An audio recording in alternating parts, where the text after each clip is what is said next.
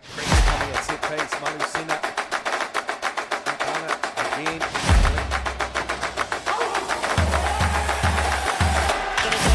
To Crichton. Crichton's got time to try and win it for Samoa. And Stephen Crichton is a history maker.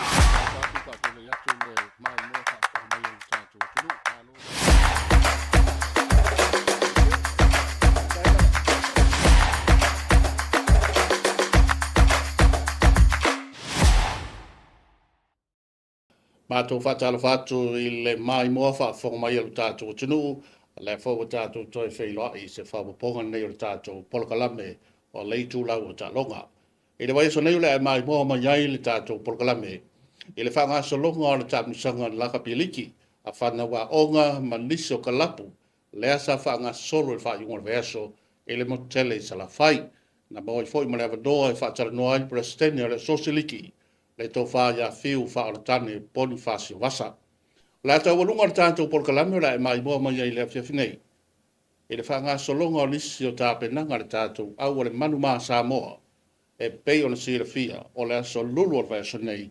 o le amtalia ele tamlisanga le Pacific Nations, lea e whanga solo I le Malaya le Pipak. E usumaila mai moa le tātou polkalame le tūlau o tālonga. O le mai moa mai lea lo tātou o tunu ui le tāmrisanga laka piliki te toiwa. E pei onu whaanga solo le motele I sala whai le whio anga o ngā saivai. I le whai unga le vaiaso le tūmalo o palauli. E pei onu wha tautai le sosi laka piliki le tunu. Ma o le wha se atu o lea polo kalame I sala whai. Na mori mawina ai le lango o le fo I tū o le tunu. I le wha moe ma le atina enga o le tālonga mo whanau ma onga. Sa mawhai o na tausini o hai. Tasile nei o wha moe.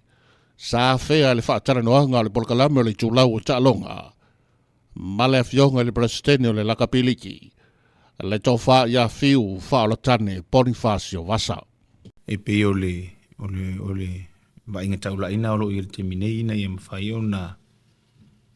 wha ai loa fo ima I le tūlanga o le tālonga lakapiliki ia. O ngā maise me la amata me le crossroads me la lo primary school. Ia wai ia ila wata ia la e awa o ina le tālonga mai whanau la Haiti. Ia e maise la le tūlanga fo I le o le saonga ne mu o safety. Ia pe le teminei o la i tātou polkalama ia onga. Ia ai le oa o fia o mai ia a onga le malo tau tala ma le whaalolo wa a tala noolo ia onga o lo no winga. O le matafa I oi patino lea I le matanga luenga wa onga. E ei fo ila awala e tau na uia fo ile le lakpiliki. Ina ia mawhai ma mautinoa. E ei le whaatangana mai le matanga luenga wa onga. I le taiminei, o lo ia si mātou wainga fo ilo le NRL. O lo mātou ngā lue whaatasi. Lea lai whaangaso le pokala mai tua ia onga fo ile private schools. Wai pe o le whaatau tainga wa onga ia pe e fito I tonu lava I komiti ma onga whapena. Ai e se mai lai a onga le malo. Lea lava e tatau ona uia le awala le mtanga luenga le malo. Ai meisi o le whaatau whala inga le fionga le minsta. O lo iei fo ina ia onga lai mawhai ona whaava noa ane ia taimi fo ile mawhai ona introduce to le tālonga. Ai tu sa o le eta oto le whailoa inga fo ia le ale pulenga o le tātou lakpiliki. Ia ma le mtanga luenga wa onga. E tālo sanga ina ilo lātou fina ngalo. Ina ia mawhai ona a vea le tālonga lakapiliki. Ia ma se tasi o tālonga fo ilea e totono le curriculum ala onga. E tai peo le... Le whaatamusaka. Ia e whaatamusaka te peo le lakapi, ne pōl. Le te mini nei. Ia e peo na uta ua. E ei awala e tau na uia. A ole nau nauta ingal na. E le te mini nei. Ina ia mawhai. Ia ona whaasopo lia le tātou watunu upeo na uta ua. Lai ia onga laua amatai pōl kalama le te minei. Ia ai e tau ona whaasopo lia le tātou watunu ui. Tūlanga sirisila ia I fafu. Ia whanau a onga e tau ona ka pena. O lea fo ia le luile ia le malo le pulenga o le lakpiliki ma tātou lakpiliki. Ina ia mawhai ona ia se taimi. Ia e whiorolo to ini alom whanau o tātou watunu e piki tātou au tele le tua Samoa. A le mātou wa ai. Ia o le tauna ta pena atu iki. Ta pena atu I levo amata lea, amata le grassroots. Ia whasolo to ele I lunga. Ia maanga e tulu e tātou open division. Ia ma maua noa mo le ngata I tu paori. A tu pata mai ta. pe ole le lava la mo mo ina le wa ye ya o nga le wa nga le fatasi mal tatou por kala mele fa ftai foi pula onga ma ko mitio onga le foi nga le fatasi ma tatou va ngola ina ole nga ia itu ia fatasi foi ma ta mo sanga tu fatasi ele la pidi kisamo tau sanga fai unga tau sanga teni na malanga mai foi tu mai anta 13 mai Penrith le na fa ta longa sa vai ia sa pe ole after ifo idi foi pule o a me se for sunga pule o nga tai vai pro misku e ole ala sam fa de ta longa le ma long fa na wona ta to nga le se vai ta fa ta te foi ta longa e pia nei ai pe o ava noana no man tu foi fa so o amalanga mai au ye te mitia nga mai fa ole me mautino e o mai ia ma scout foi o kalapu wa e mo le ava no ia a ole nga foi na le ta fa ia ma lo ship ta mo sanga ta mitia nga la pidi ki sa mo ina ia mafai ona tatou o le lesi leva fo ile o le piki o le aufiri under 14 and 16 ia manga i faf ta alo ma au Australia po New Zealand maua le avanoa ia nga ia nei scouta a au ia le na la club ia mama we avanoa scholarship ta miti ma o nga i fafo ma ta alo i fo ia mama we la tolu mana i pe ole tiro mama ona le te mine ile al tatou pulenga fo ro il nei time tau avele sa o le lakpiriki ia ai pe ona uta ia i lava ia nai fatino nga fo tau no fatino ile va ma tanga lunga mai se va tanga lunga onga ia talo fo i mo wa no ma fatanga ia mi se o le fato fala inga fiunga le minsta te do wa vele le si fa o sofia ngatele ina wa mai atalo ngale le World Cup le fa ia maulunga i foi tam fai ngar tatu to samo ia pe wa suia foi lele se fala ngona mai tatu te la ngona i tala no ar to tele e foi lele wa o so fa Sofia foi lele to tele to no e fe so soani foi ia tam fai ngai o le fa ma ite atu to no onga ia e mo yo le tau fa tu langa ni se o fe utanga inga ma fa tal ronga ma tanga no ia e pe yo le tele ia le va no foi lele e tala noa i pea ma fa Sofia i pea ia tatu tunu ga o tele ai me solo fa na ona ole ma wolunga fo yo le tu langa na to le tau fainga na tatu to samo ai pe se fo le likiari fiu i le kaia mata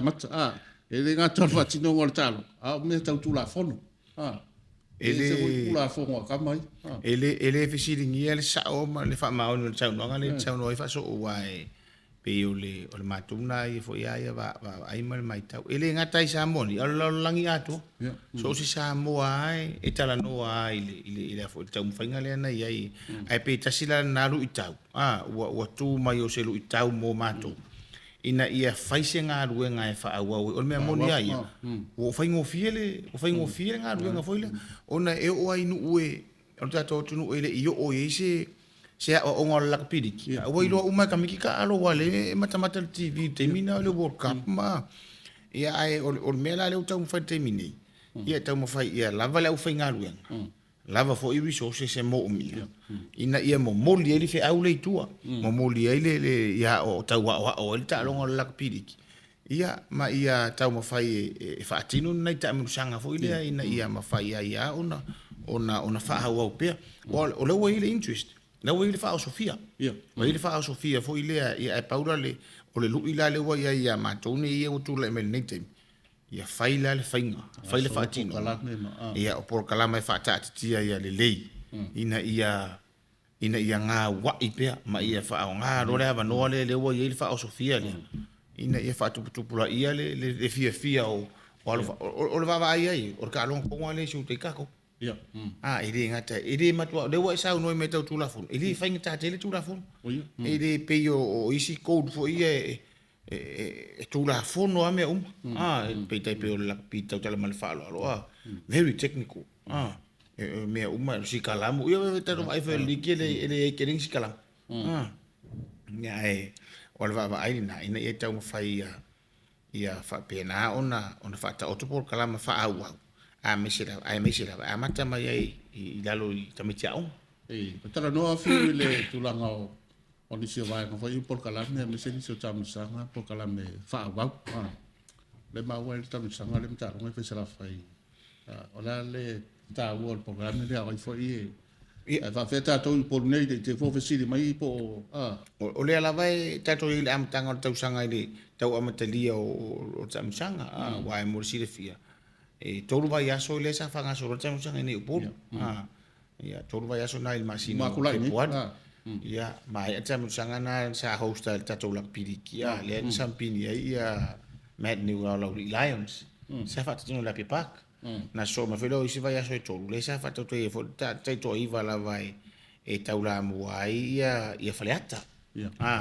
fionga ia I ono toni ia malato foi au va ia le ala sa taula muai tamusanga len mai ala so falin teni le lan sampini ia marriage ia maris ia o le vai aso teni le vai aso atoa o inei ia le tato o malanga mai Australia la vai ngale le Australian Defence Force I lalo le programa soania al Pacific Oz Sports na foi malai komsina Australia fatasi matato vai ngole NRL le la sa fatino ia o nga foi le vai aso teni vai aso atoa la mai aso foi tau la so falele fa mai alo le final le o time sanga tato I vole sa fa le pak o no te inga foi le ta pena fa ia onga ta pena I tai malanga ta pena officials administrators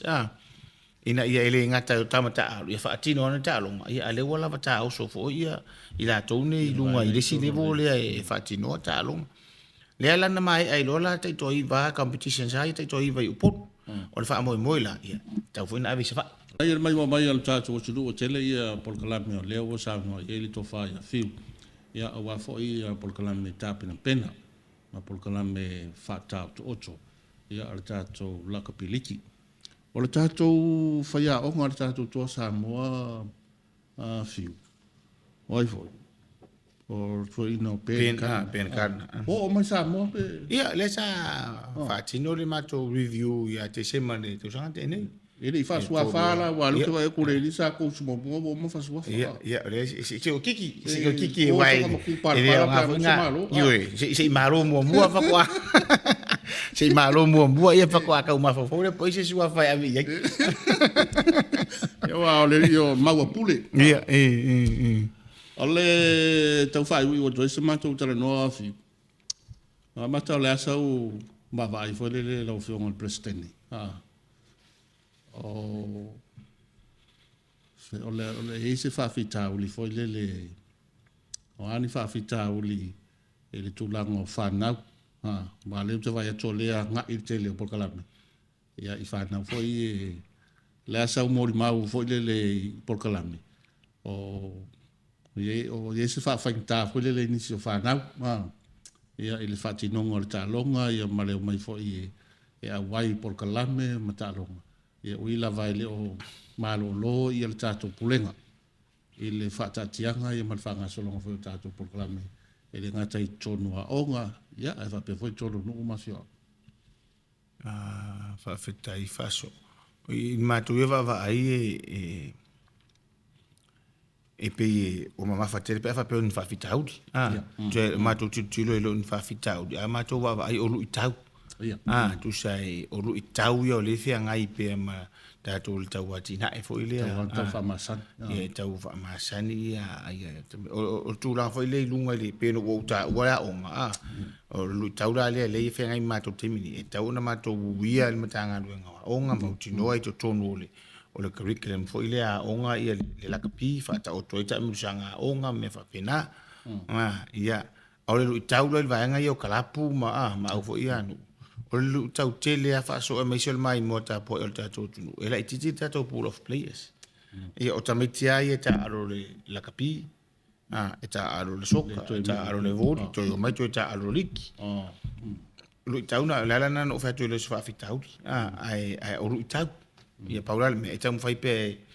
e atina ia or que va ver al mular longa luenga fa vai kai mire ia o se ia ngai ai to te ele tio sis ia langa ia foi o ru tawaia masani tupu so se mea e paula le foi le no tainga ia fata auto pe por kalama tau va ai ia po ani vai fo ia ine wa foi se awala fai ona fai ru tau ina ia ma fai ona tu la ima yo se ava noa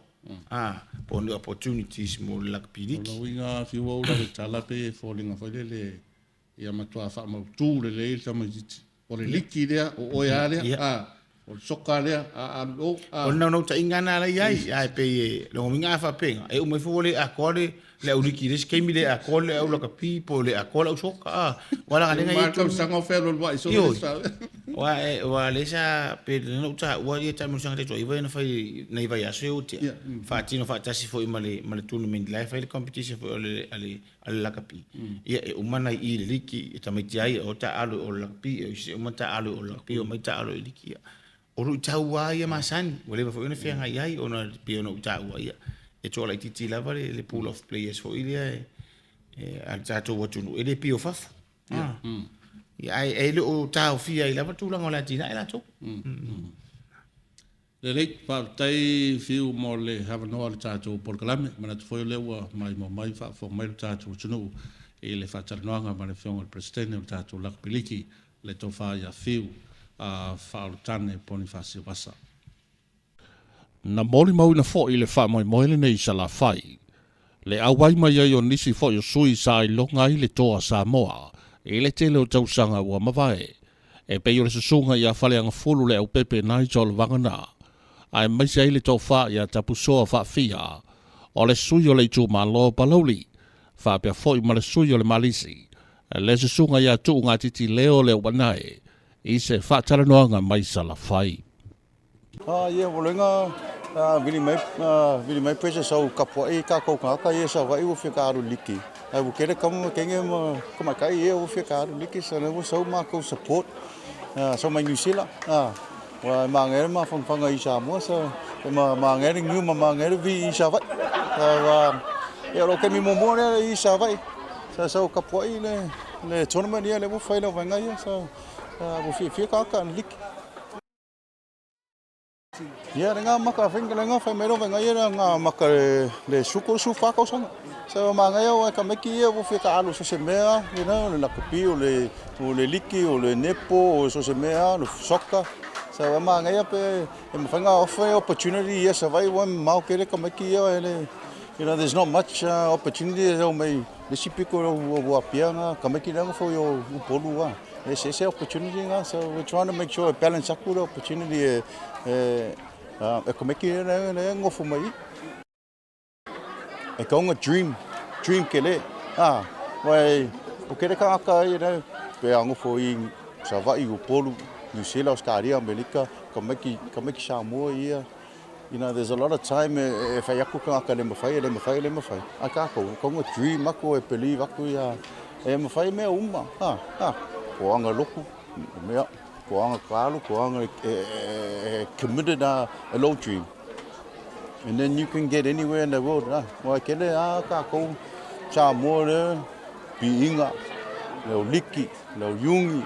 you know o e na wa ko kele you know so there's a lot of opportunities there e ko nga maka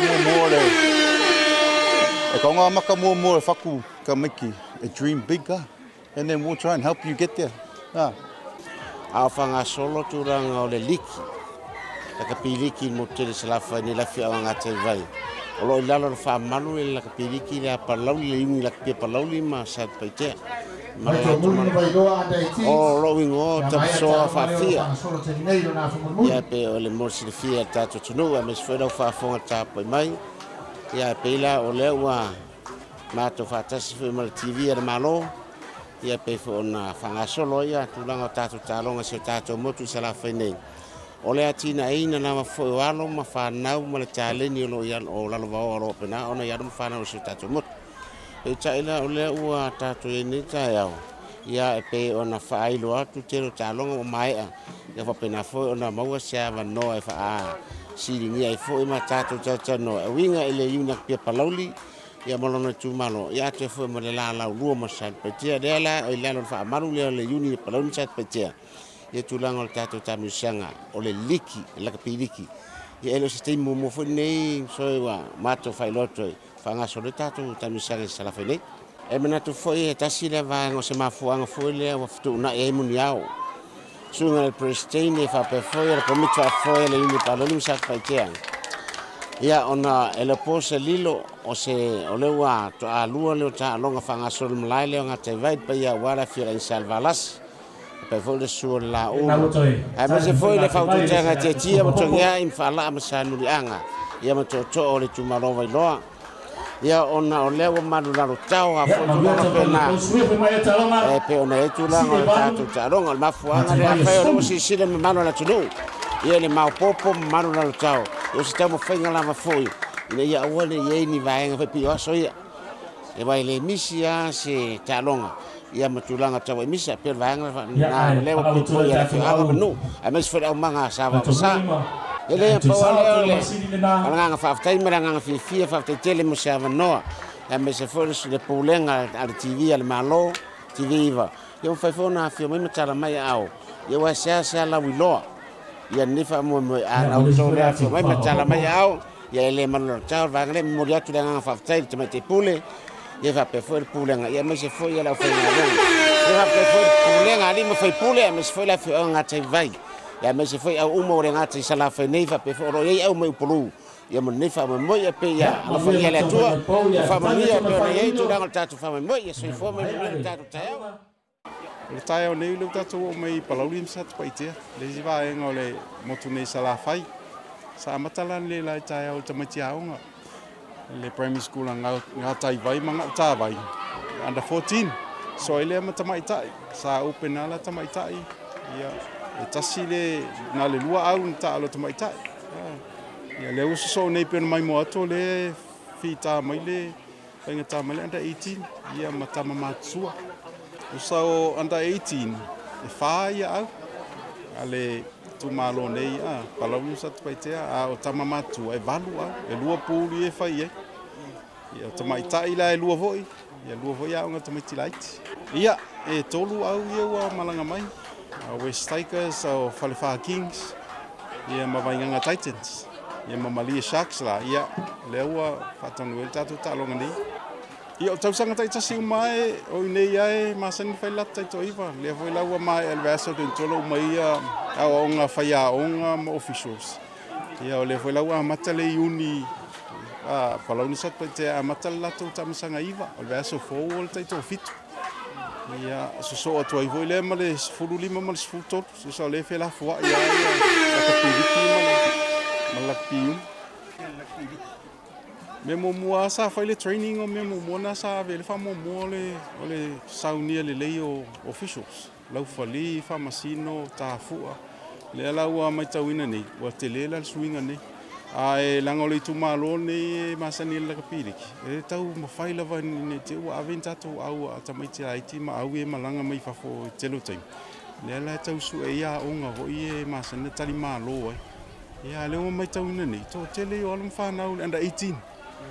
to tele o alum fa na len ta alo vo na fita alonga la kapita mai tia a le ala ua ma na ia le pe wa to tele alum fa na fa pena vita mat fa mo la le pe o na i vo to sanga tene piki vo la to au fili tamai tia o ngai ni sala fai piti vo la fili a port ia fa pena vo la nai tamai o tele o kala pu ia ua mana na o mai pe ma fai a fa pe se au vo le ma lo ni sala fai e watun tamai te fata alu tamisanga i fiti mau salia ma New Zealand i tatu tournament foi le rugby league Samoa i tatu chapter i se masene fai Queensland au kilani mo Wellington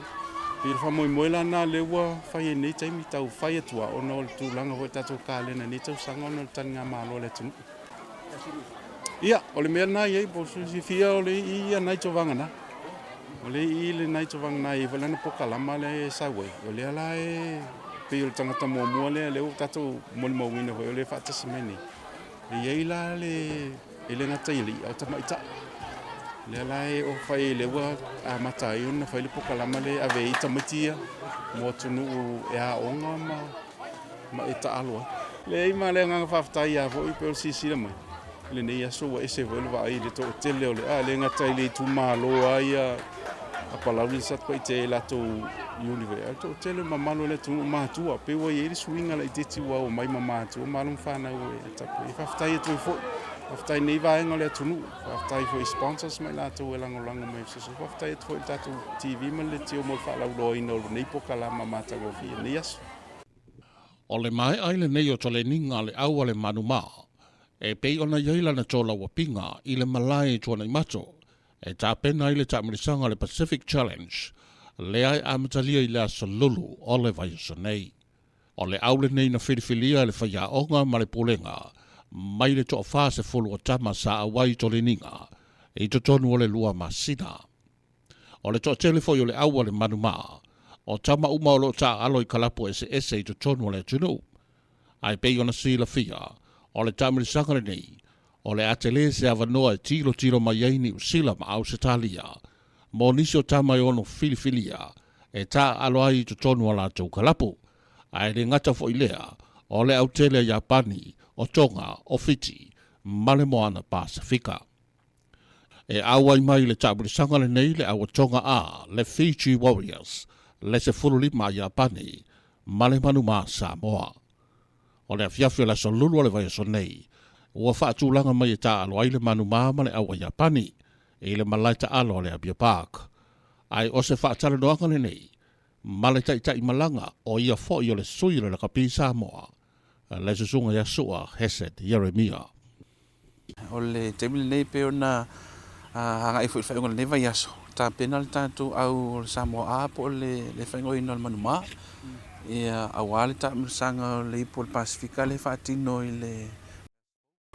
ia waso ta alonga e mua mai a pani. Ila so sifuru aperila so ila ia ma tonga ila sifuru ma lima. Ia tau lunga le tātou tau whainga tau sinionga il ta alonga mawhiti la so luas fulu. Masina lava aperila. Ai o le whamoe peo na iai ta penanga ia ale tātou lakpi Samoa ia ta wala mai pulenga peo na iai ma ilo. Ia lango sua iai ia tuilangi ia man whaonga ta iulo man Samoa talenga ia masi. Ia ua lata lava ile o lata li o va il whamoe ia ua manatu foi o lava tau so alum whanau o le tātou au o loo whiwhiri mai lava i tono Samoa.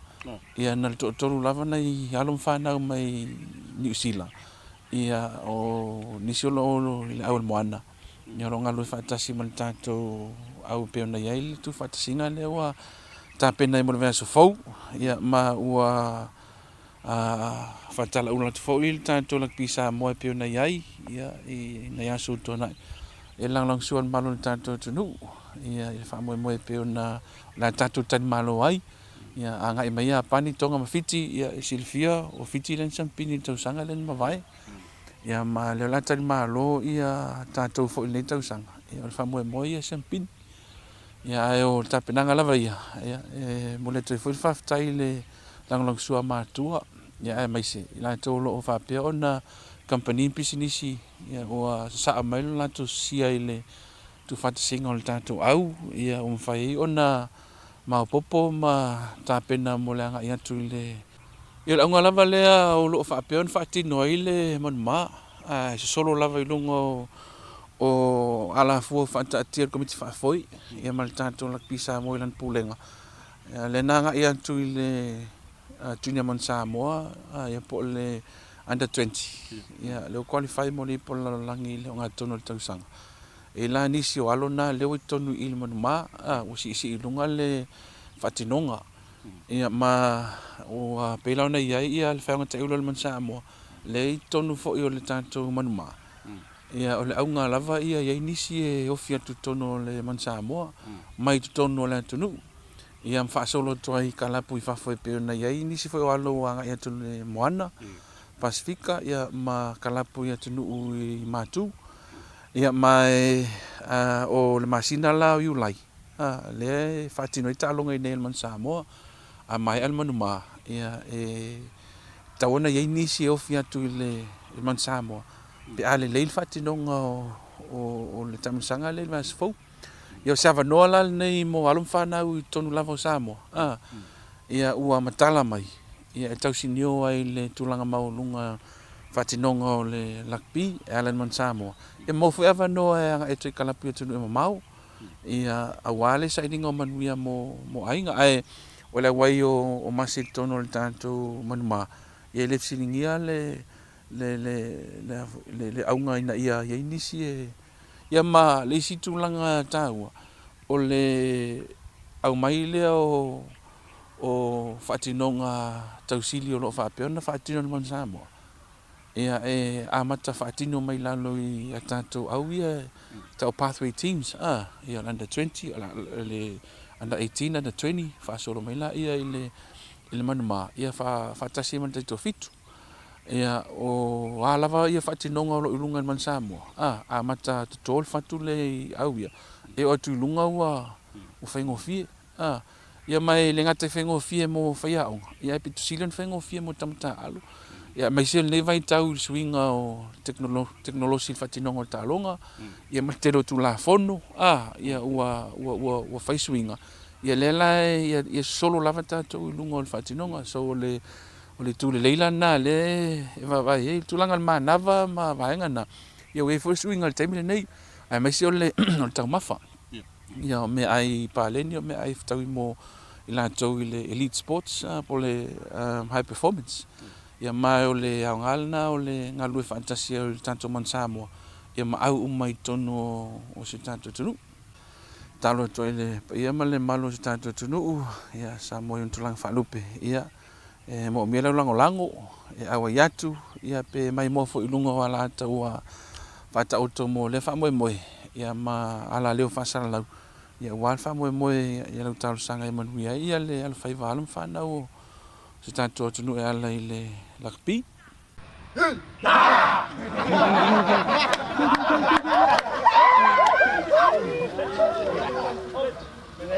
Whapanuia te rele tua i tā penanga ma le whapamoe le tātou au le maruma maise o le tāpua inga le tātou tunu i tā longa le alo iai nei vai aso. O le tawalunga na le tātou polkalame o le itu lau tā longa tātou whailoa i loa esfau soifua. Coming at set pace, Manu Sina. Again.